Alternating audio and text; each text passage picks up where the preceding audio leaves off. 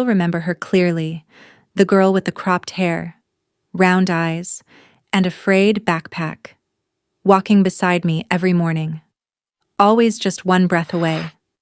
We didn't need to say much, didn't make promises sealed in pinky fingers like other girls did, because what we had felt instinctive, like the rhythm of a quiet heartbeat that kept us aligned without question, expectation, or expiration. Her name was Sabrina, and for most of my early life, I believed that if anyone understood me more than I could explain myself, it was her. She knew the kind of eggs I would avoid, the part of the sandwich I never finished, the silence I preferred when something at home had broken me from within. She never tried to fix me, never asked what was wrong. She simply stayed beside me, like a shadow that didn't press to be seen, but never let me be alone either. When I met Lucas, she was the first to know. When Lucas proposed, she helped me pick the dress. And when I walked down the aisle, veil trembling with hope and hands slightly cold, it was her fingers that steadied the train of my gown. As if she had always been meant to hold that moment with me. I thought that was friendship. I thought that was loyalty. I didn't realize that what I had mistaken for closeness was, in fact, something far more detached. A posture of patience. Sabrina didn't argue with my choices or withdraw from my milestones. She didn't raise objections or distance herself with bitterness. She remained, gently, persistently, and quietly, like a presence that knew how to last longer than joy itself. In that stillness, there was a quiet tension that didn't reveal itself immediately, but settled like dust on every unspoken moment, waiting for light to shift. Lucas once told me, almost in passing, that Sabrina was kind, quiet, and shouldn't be misunderstood. And while I didn't protest or question him then, something inside me shifted, and I began to look closer. Not because he had convinced me, but because his words felt too rehearsed to be true. It started with the silences that hung too long between glances, the smiles exchanged over things I hadn't said, and the way his voice sometimes softened when talking to her. Not out of affection, but out of habit, like something already too familiar. And when Sabrina told me, softly and without drama, that she too was pregnant, just a few weeks after I wasn't surprised. I simply felt something inside me go still, like watching a door close in slow motion, knowing what was on the other side, but refusing to say its name. I asked her once, "Who's the father?" She didn't answer. Instead, she tucked her hair behind her ear and looked past me, not with guilt, not with denial, but with a stillness so deliberate it felt like an answer spoken through silence. "I'll raise the child alone," she said, with the calm of someone discussing a plant left too long in the shade. Lucas said nothing, but I saw the way his fingers curled around the glass until the edges trembled. Not from heat, but from something uncontainable, something that had no name, yet filled the room. That night, I pulled out an old leather notebook from the back of a drawer. I didn't keep a diary. I wasn't writing emotions. I was documenting what would otherwise be erased, because people like me are always asked to forget what they see, to doubt what they feel. The first line I wrote was this: March 4th. Sabrina lied. Lucas wouldn't meet my eyes. I'm no longer the only one who knows what's real inside this house. I closed the notebook and returned it to its place, the way one might return a weapon to a locked drawer. And as the room darkened around me, I realized something that would reshape everything. My stillness would become my weapon. How do you measure betrayal when no one says the words out loud? When truths walk into the room clothed in silence. And the only thing louder than what's said is what's missing? It was a Tuesday, and I remember the curtains were drawn, not to soften light but to keep it from revealing too much. The sun warmed the table between us, but the air remained cold, like a room that had been emptied before anyone stood to leave. I had made tea, a habit, not a gesture, and she hadn't declined, just waited, hands folded, back straight, as if what she was about to say required posture, not permission. She looked at me and said, "I'm pregnant." Not with joy or tremor, but with the same tone someone might use to mention a delayed train or a cracked window. Something known, something lived with, something planned. Her voice did not tremble. Her gaze didn't search mine. And when she placed her hands gently over her belly, it wasn't to cradle life, but to guard intention. She did not want to be congratulated. She wanted to be noticed, as the woman who was now holding more than just a secret. Lucas was in the next room, close enough to hear, far enough to pretend not to. I watched his shadow stretch across the floorboards and stop, not in shock, not in confusion, but in that half-second stillness only guilt can create. He didn't enter or speak. He simply turned away with the practiced stillness of someone who had long prepared for this exact moment of avoidance. That was all the confirmation I needed. I didn't respond.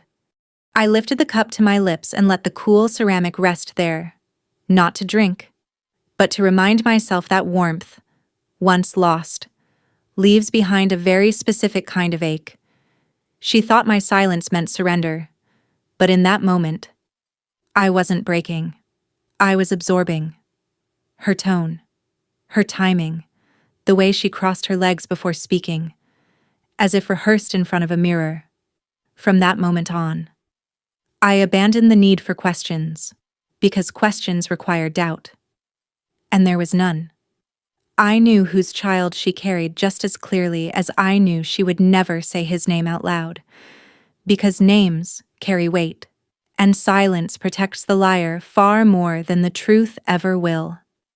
I observed her closely, not like someone watching for slips, but like someone sketching the blueprints of a house being built next door without a permit.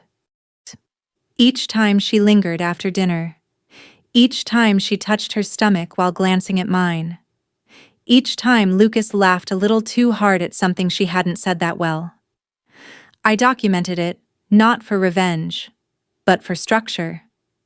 It wasn't chaos disguised as chance. It was choreography masked as coincidence. And I was learning every step with the patience of someone who knew the finale had already been written. She never explained. Lucas never admitted. And I stopped trying to reach for something I knew had already dissolved beneath the surface of shared glances and empty rooms. He became a hallway without a door, moving through our home like someone renting space inside his own life, present, but unreachable, and already gone.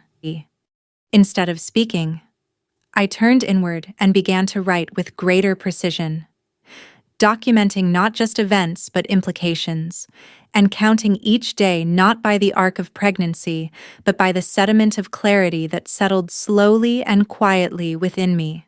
Because I wasn't merely growing a child. I was cultivating a decision that would not need to be spoken to be understood. She believed that silence gave her control. What she forgot was that a woman does not need to speak in order to shape the ending. She only has to know when to stop pretending she doesn't already know. And I knew. There are moments that don't feel like memories. They feel like staged photographs someone else composed while you were too numb to move. The hospital smelled of antiseptic and distance, the kind of place where joy and grief hold hands behind closed doors, trading places before anyone has time to prepare. I remember the sheets were white, too white, and the light above my head flickered once before settling into silence, like even electricity had second thoughts about what it was illuminating. We delivered just 2 days apart. Her first. Mine after. They placed our names next to each other on the maternity board, a coincidence the nurses found charming, but I read as a sign. Sabrina's room was quiet, almost too still for a woman who had just become a mother. And when I walked past it on my way to the restroom, I noticed the bassinet near her bed was turned toward the wall, as if the baby inside had already been taught not to look at the wrong things too soon. Lucas visited me once, then disappeared into the corridors with the excuse of getting food, though his phone never lit up with a delivery call. When he returned hours later, his shirt smelled faintly of the fabric softener Sabrina used, and his hands were warm, not from holding mine, but from holding something he shouldn't have touched. I didn't cry, didn't ask, and didn't accuse. Because when truth presses that close to the skin, it doesn't demand confrontation, it requires containment. And I had already constructed a wall within myself strong enough to hold everything she thought I couldn't carry. That was all the confirmation I needed. They wheeled my daughter to me at 6:42 p.m., wrapped in a pink blanket, breathing softly, eyes closed but unafraid. I held her like I had known her weight in my arms long before her body ever took shape. And as I looked into the face of this child, I knew, not through logic or evidence, but through the unshakable instinct of a mother who had waited in silence long enough to hear the shift in fate when it arrived. This wasn't the switch Sabrina planned. This was the one I had anticipated, because what she didn't know, what she never suspected, was that I had already spoken to the head nurse 3 weeks earlier. I had requested an additional ID check on my child before discharge, citing a past family trauma that never existed.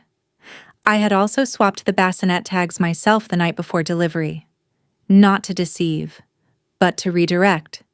Because sometimes you don't expose the lie. You let it walk straight into the mirror. The baby she took home was not mine. The name on the bracelet belonged to the child I carried. But the blood beneath that skin told another story. Hers. Sabrina raised her daughter under the illusion that she had won something, that her plan had bloomed into certainty. But victory earned through theft is just a debt postponed. Meanwhile, I took home a child not born of my body, but born of my decision, a child who would grow not in someone's shadow, but in the light of someone's choice to protect, not possess. And as I held her to my chest and felt her heartbeat settle against mine, I realized I wasn't holding a secret. I was holding the consequence of someone else's greed. I didn't seek revenge or cling to proof, because all I ever needed was time, and the quiet courage to let gravity do its work on someone who had climbed with stolen hands, knowing that Sabrina would eventually fall, not because I pushed her, but because she had taken what was never mine to give, and left behind what had always, irreversibly, belonged to her. There is a difference between raising a child and sculpting an heir. One breathes life into a soul that is already whole, while the other carves away pieces to fit an image that never truly existed. Sabrina didn't raise her daughter with tenderness. She molded her like wet clay pressed too tightly into a form designed by fear, not love. The home she built was quiet, but not the kind that makes you feel safe. It was the kind of quiet that listens for obedience and punishes without needing to raise its voice. She believed the child in her arms was mine, and that belief gave her a dangerous confidence, the kind that dresses control in the costume of caretaking. She enrolled the girl in private lessons before she could spell her own name, spoke to her not in lullabies, but in expectations, and dressed her not in colors the child loved, but in silhouettes that mimicked someone else's past. And when the child cried, she didn't cradle, she corrected. Not because she didn't care, but because she believed tears were a failure in the design. But a child is not a blueprint. She is not an apology. She is not a symbol to hold up in front of the mirror to prove that life turned out how you planned. Sabrina missed that. And with each passing year, the girl, whom she still believed to be Amelia, began to show signs that didn't fit the mold. Her laugh was too soft, her stare too curious, her silence too full of questions that Sabrina didn't have the language to answer, and with every small act of resistance, no matter how quiet, Sabrina felt her version of control slipping, not all at once, but in tiny, almost invisible cracks that widened the more she pressed. She started to scold her for gestures that didn't look rehearsed, for phrases that reminded her of a truth she had buried, for warmth that didn't feel inherited. And each time the girl recoiled, Sabrina mistook it for defiance, when in truth it was only a child learning how to step away from a love that never truly saw her. She didn't realize that you cannot force a child to become a wound you need to heal. You can only let her become who she already is, or lose her before you even know her name. Meanwhile, I watched from afar, not with anger, not with regret, but with the patience of someone who had made peace with being invisible if it meant protecting what mattered. My Amelia was growing up in my home, not with privilege, but with peace. She didn't know her story. She didn't need to. She laughed without permission.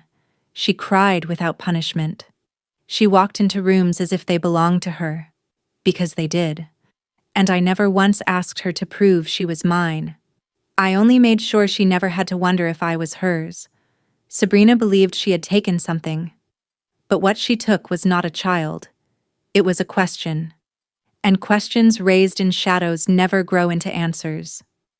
I did not need to expose her. I only needed to let her keep living the lie until the truth outgrew it. And it would. It already had. Teenage years are a mirror that cracks more than it reflects. And Sabrina, who once believed she could mold a child into her vision of order, began to notice fractures she couldn't explain. Ava had grown into a quiet storm, not loud enough to break the furniture, but strong enough to unsettle the air. She didn't rebel in the ways Sabrina expected. She didn't scream or run away. She simply stopped folding into the shape that was made for her. And that, more than anything, unraveled the illusion Sabrina had spent years weaving. At first, it was the little things: Ava's silence at the dinner table, the pause before she answered a question, the way she started looking at herself in the mirror as if she were searching for something that didn't belong. Sabrina mistook these signs for disobedience, for ingratitude, for echoes of a mother she still believed lived behind Ava's eyes. Blinded by her own projections, she couldn't recognize the child's uncertainty as a search for belonging, and instead misread it as defiance. She didn't hear the quiet confusion echoing from a daughter who needed tenderness, but interpreted it as rejection. And from that fundamental misunderstanding, she responded not with love, but with correction shaped by fear.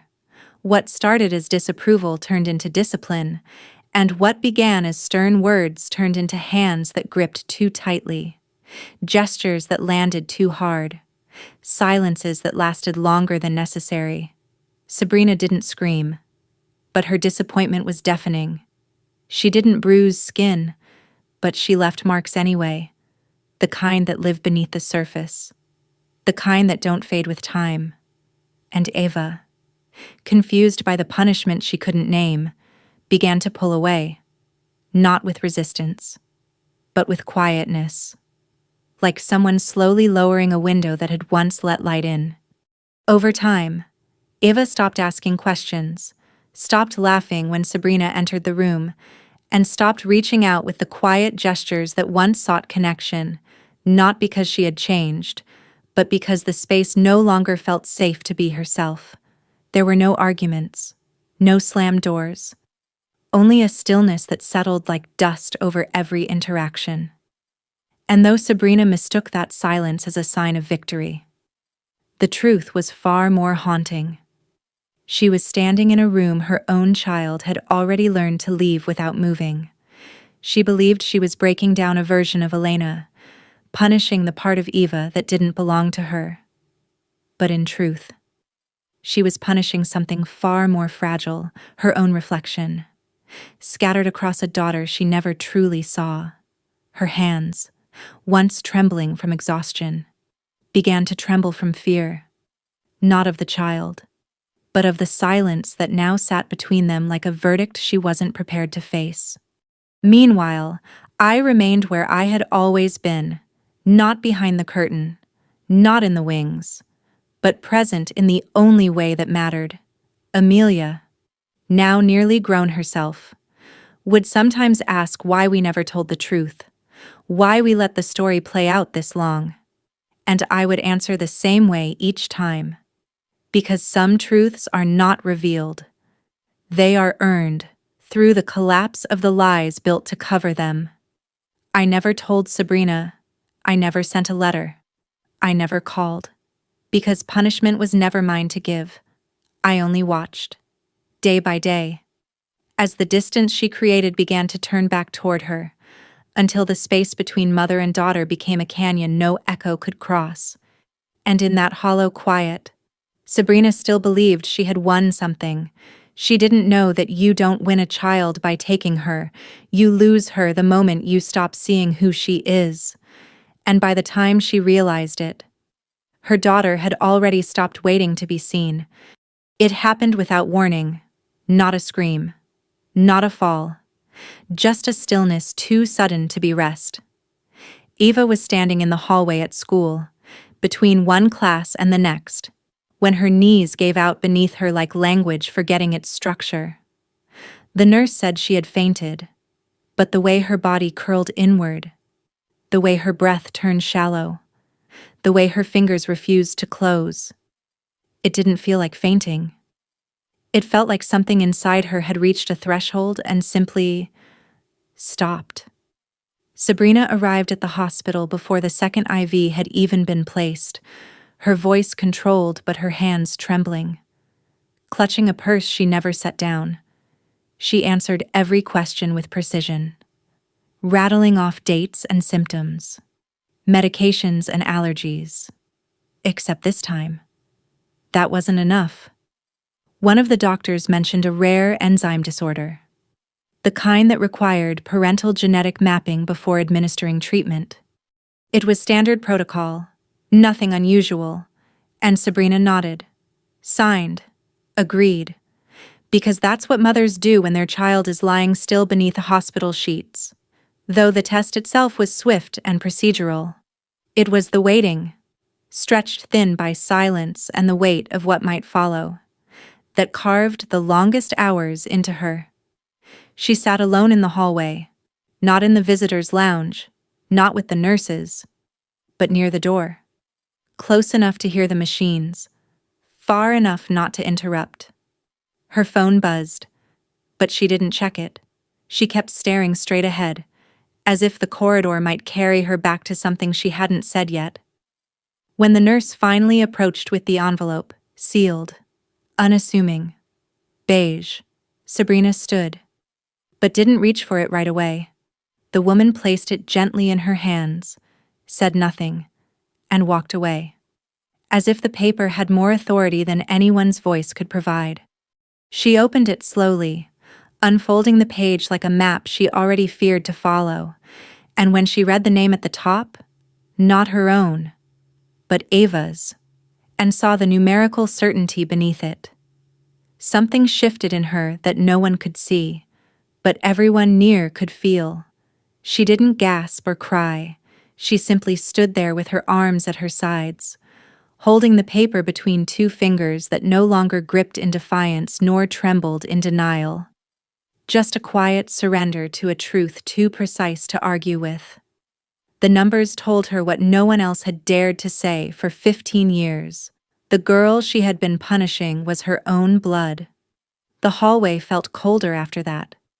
Not because the temperature had changed, but because Sabrina had, subtly, entirely.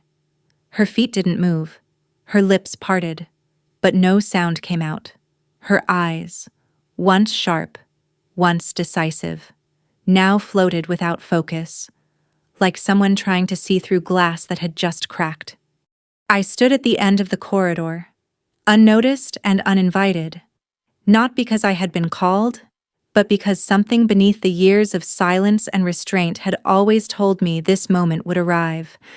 I didn't step forward or break the quiet. Because truth doesn't require a witness to exist, only a stillness deep enough for it to rise and be seen. Sabrina didn't crumble.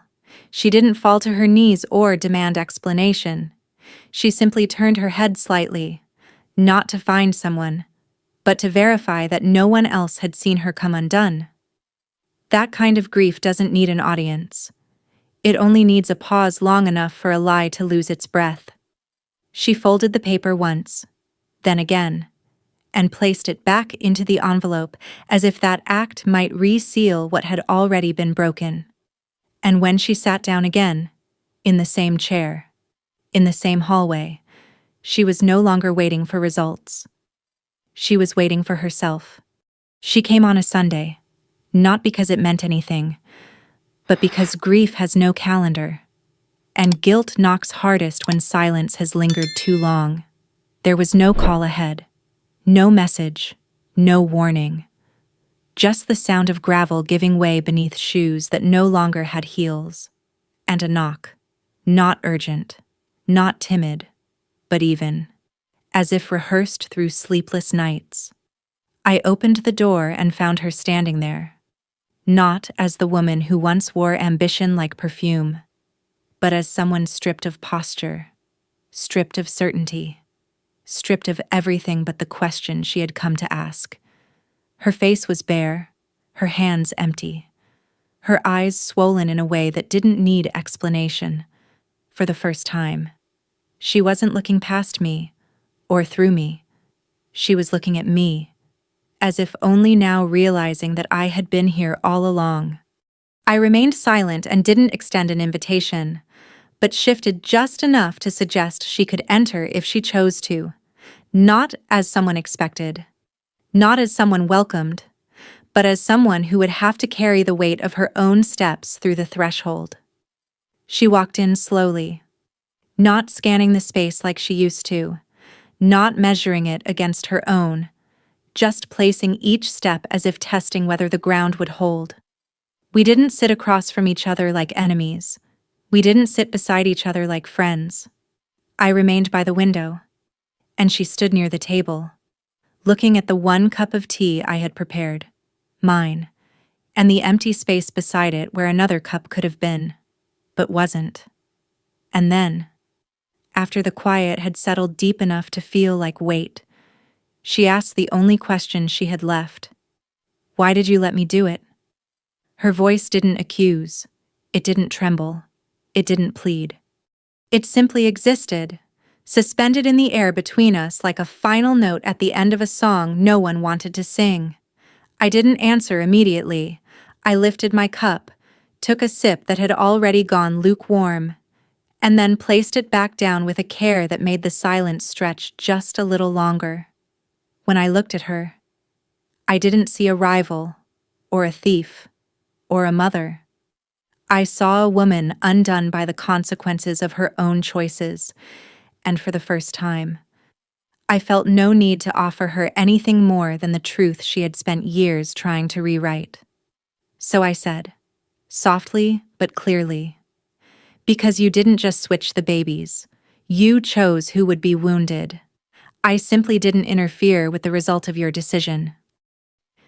She closed her eyes, not to escape, but as if giving shape to the recognition settling behind them, and when they opened again, they carried not regret, but something heavier, the slow, suffocating realization that the punishment she believed she had inflicted had, all along, been carving its way back toward her, deliberate and quiet.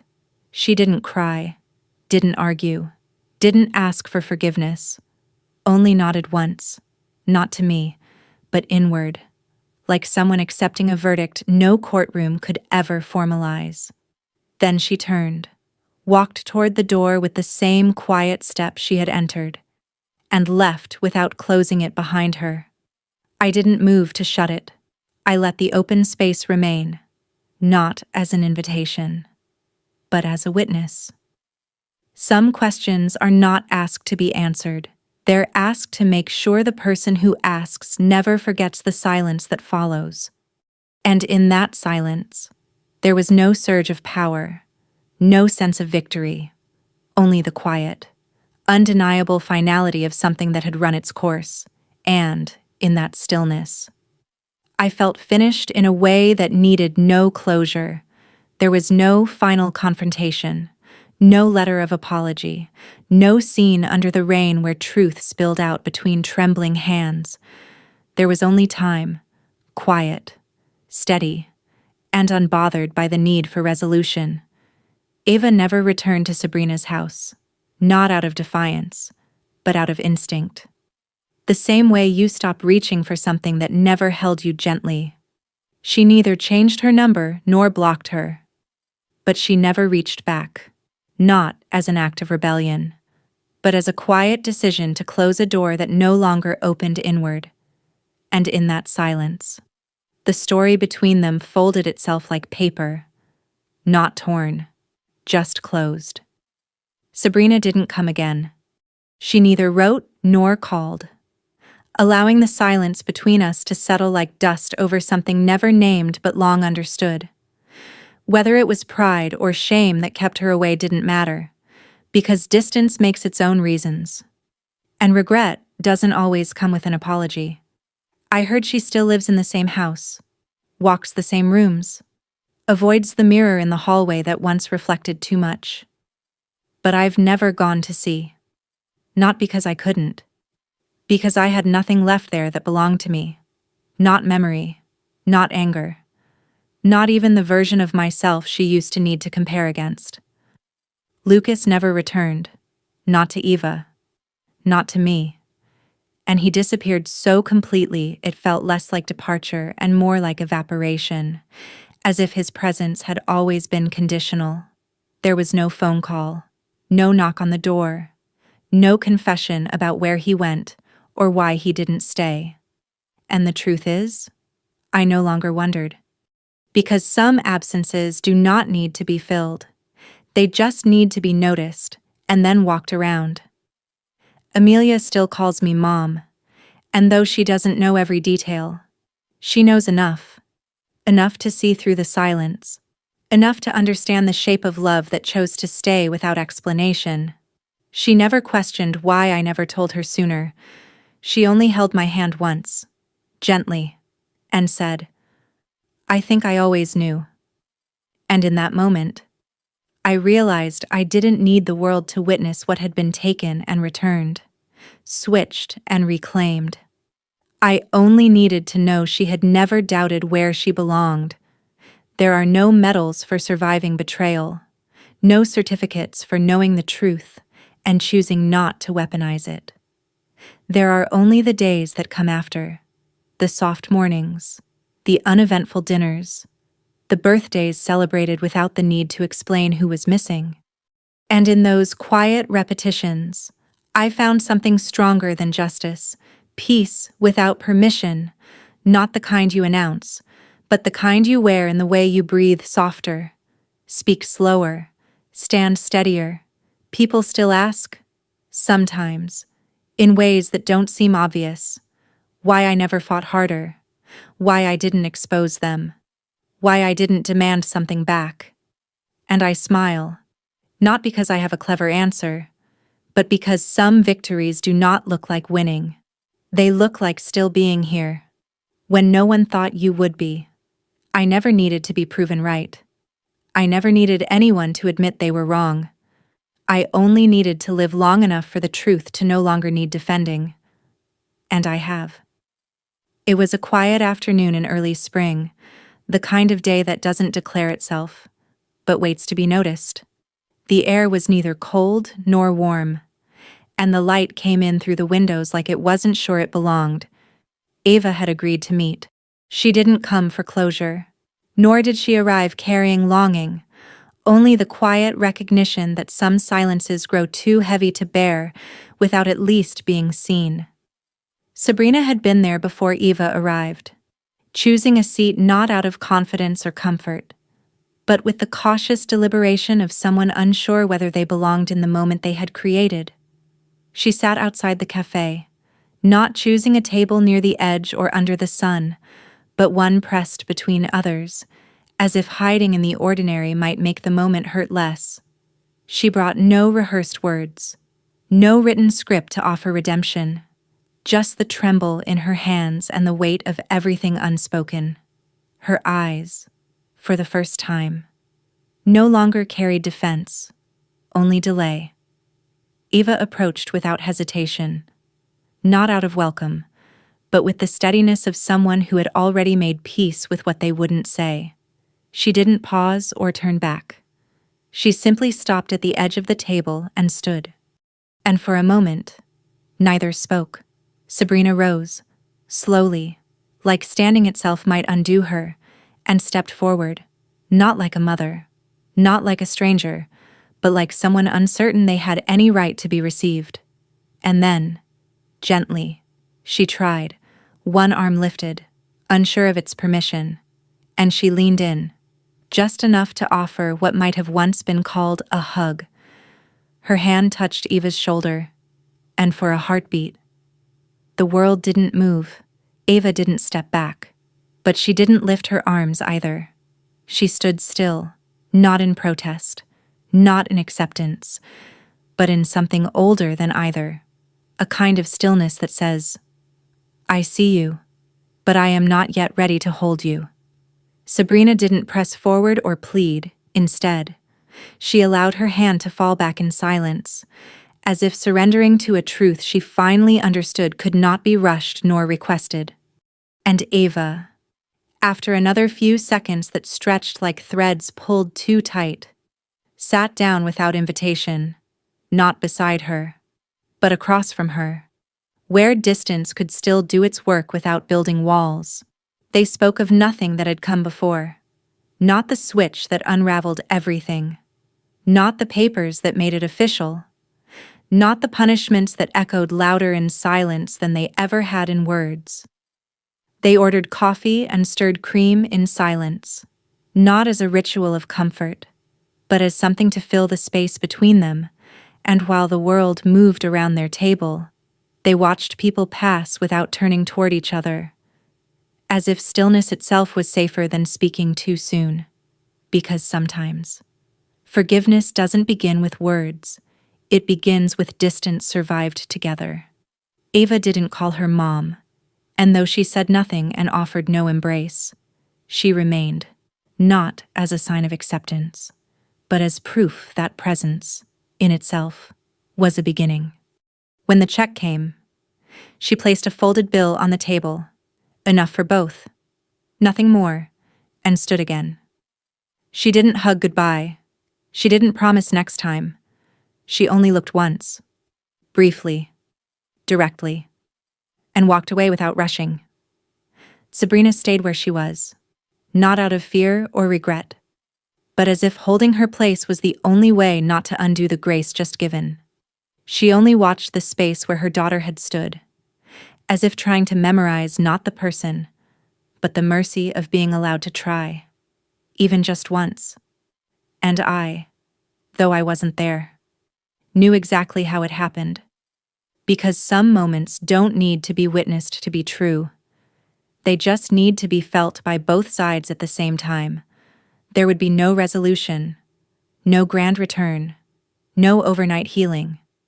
And yet, for all the distance and silence, neither of them had turned away, and in that quiet defiance, something had held.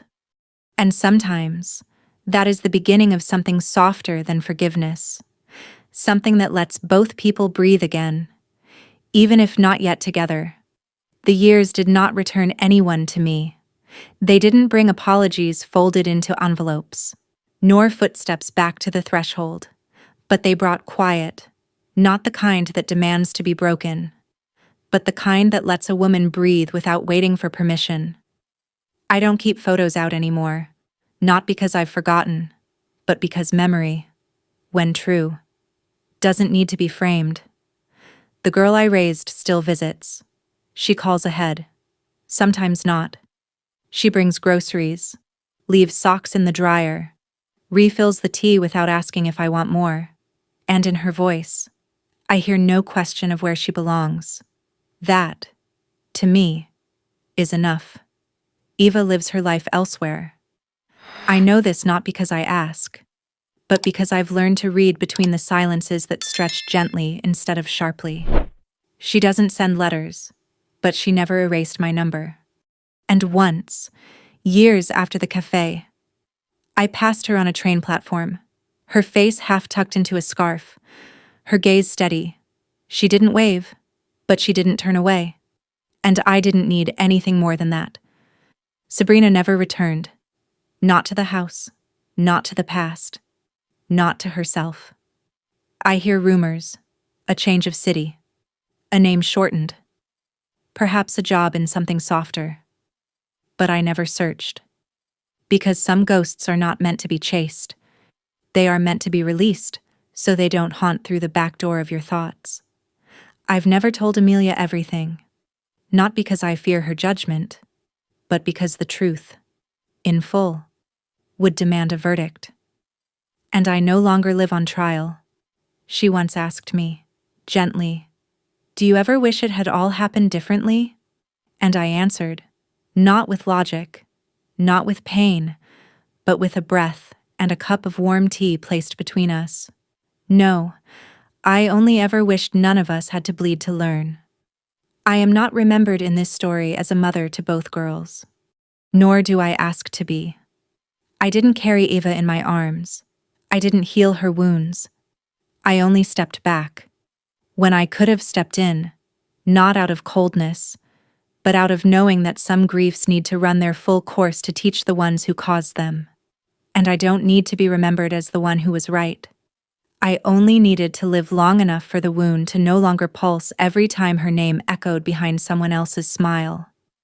Now, I light a lamp in the evenings, not because someone is coming, but because I still love the shape of hope, not the kind that begs, but the kind that simply stays lit, even when no one passes by. Peace was never given to me. I built it out of restraint, out of choices unseen, out of words. I never said out loud, and in that silence, no longer heavy, I no longer wait to be called something. I no longer wait to be remembered a certain way. I only sit, in the softness of what I chose not to become, and that is where I finish.